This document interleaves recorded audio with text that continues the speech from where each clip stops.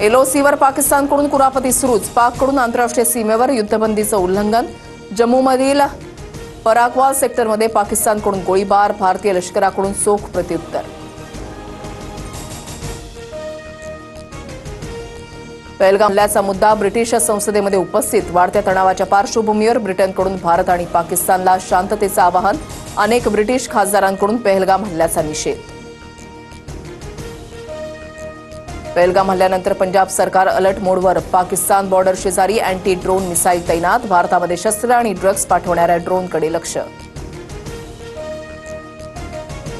फुटीरतावादी धार्मिक संघटनांपासून दूर रहा. पहलगाम हल्ल्यानंतर श्रीनगर पोलिसांच्या नागरिकांना सूचना. इतिहाद उल मुसलमीन आवामी ॲक्शन कमिटीच्या कार्यक्रमात न जाण्याच्या सूचना. ठाकरे बंधू एकत्र येत असतील तर चांगलंच. ठाकरे बंधू एकत्र येण्याच्या चर्चेवर शरद पवारांची पहिल्यांदा प्रतिक्रिया.